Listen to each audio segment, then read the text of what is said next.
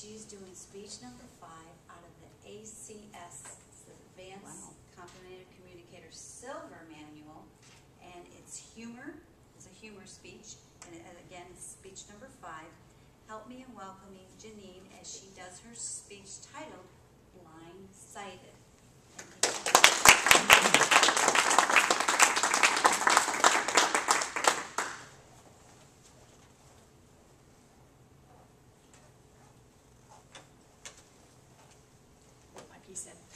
Before I forget.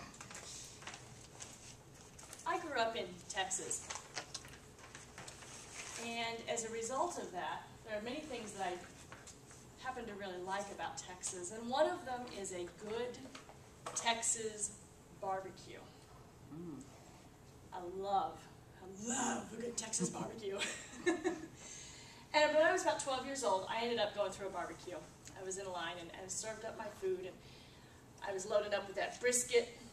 If you've never had good Texas brisket, it marinates for 3 days, and it roasts overnight for about 12 hours, and it just melts in your mouth. Love it. So I loaded up my plate with my brisket and my baked beans and my corn on the cob and a big old sweet pickle and a giant glass iced tea. And I went and sat down and ate my lunch. And I got to the end of everything on my plate except that sweet pickle, and I took a big old bite of that sweet pickle.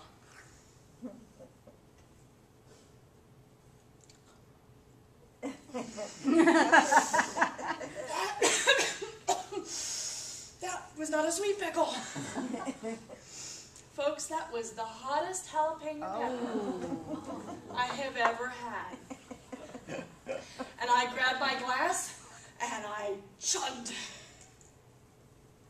And I put my glass down, and the 6'4" cowboy across the table from me looked at me and said, "Honey, are you okay?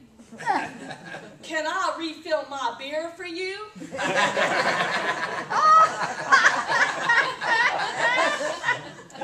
Now, the blisters eventually healed because the worst thing you could do is drink something after eating a jalapeno, which that nice cowboy was so welcome to share with me.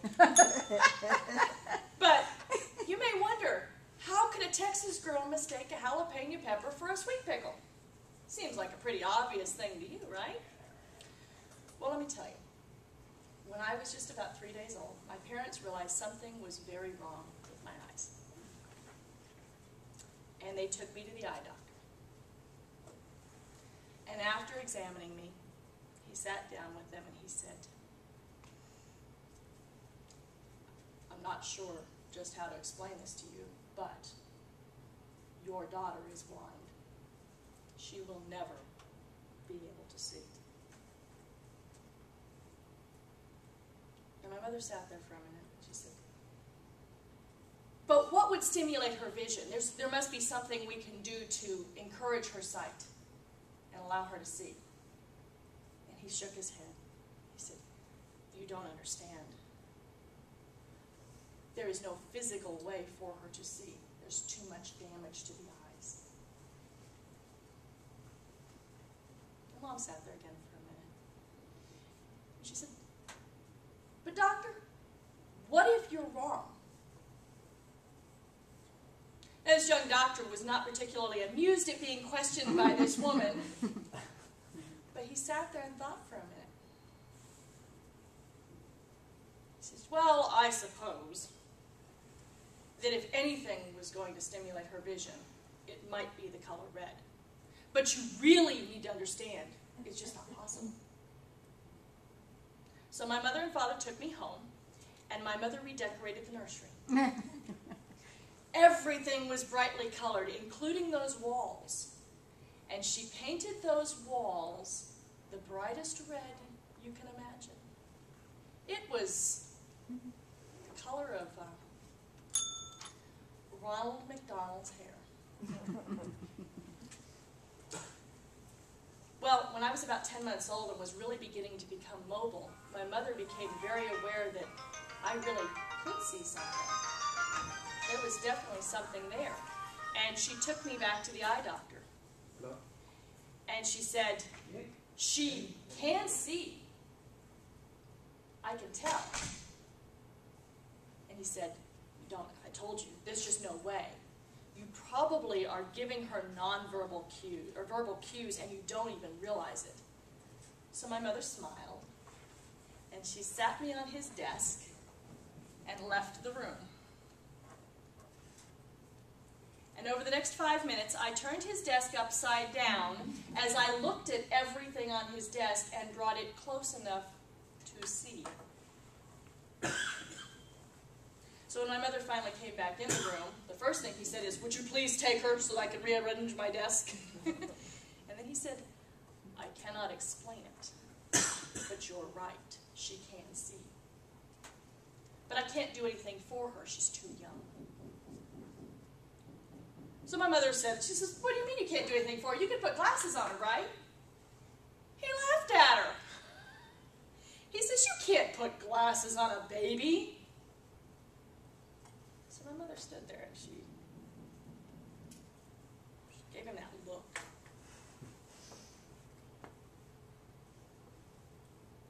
Any of you ever had that look? You'll do almost anything to get out from under that look. So did he. And we left with a prescription for glasses. A month later, well, Mom bought an empty pair of frames, first of all. And we went home, and over the next month, we played with those frames until they just were part of me. I was used to seeing them, used to having them around. And a month later, they took me back to to get the glasses. And I walked into the doctor's office, hanging on to Mom's hand, because I was afraid of what might happen if I ran into something. And they put me in that big chair, and they put those glasses on my face. And I could really see something. And when they finally let me out of that chair, I took off running. Mom had to chase me to the car. Now, what did I learn through that lesson and so many others over the years? I learned to live what I've decided to call blindsided. I didn't know where the end, we didn't know where the goal was. We didn't even know what the goal looked like. But the first step was saying, what if? And then taking action on it and waiting to see where that led and then taking the next step. The goal couldn't even be seen. It's like jumping off the ledge to go rappelling for the first time when I was 16. And all the other girls are standing around saying, that's a long way down. And I looked at him and said, I can't see the bottom anyway, so I'll go first. You don't have to know what the goal is entirely, but more importantly, you don't have to be able to see the goal and know where it is in order to take the first step.